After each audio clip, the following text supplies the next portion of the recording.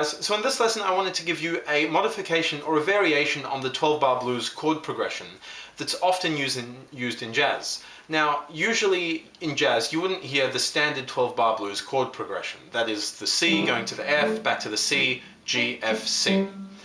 Jazz, being jazz, sort of makes it more complicated with chord substitutions and chord extensions, stuff like that.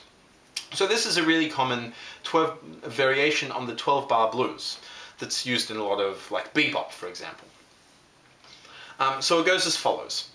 C7 for 1 bar, F7 for half a bar, then F sharp full diminished for half a bar, back to C7 for 2 bars,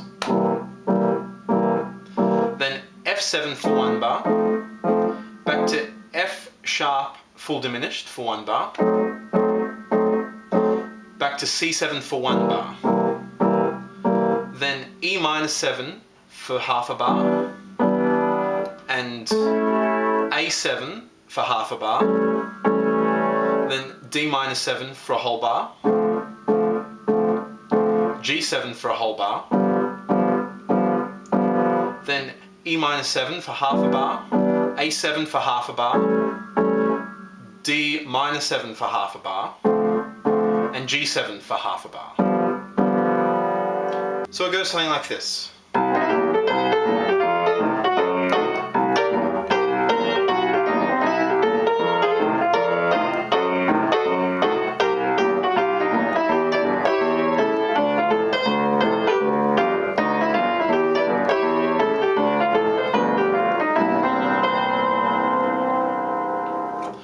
So if you break that down, C7 as always, in the second bar you go to F7 instead of staying on the C7, but that's a little variation, for half a bar, and then to the F sharp full diminished for half a bar. Now the F sharp full diminished just acts as a substitution chord for the F7. There's only one note difference. Instead of playing F7 with the F as the root, you play the F sharp.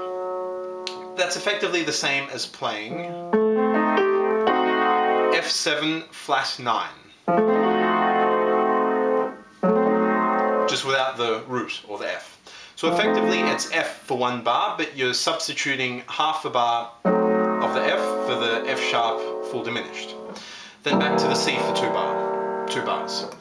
Then to the F for 1 bar, to the F sharp full diminished, again same reasoning, for 1 bar, back to the C for 1 bar. Then you do E7 to A7 for half a bar each, D7 for a bar, and G7 for a bar. And the reason that works is essentially it's just a cycle of fifths, which if you don't know I'll explain in another video. But because it's going down in a cycle of fifths, it sounds good. And then you effectively repeat that.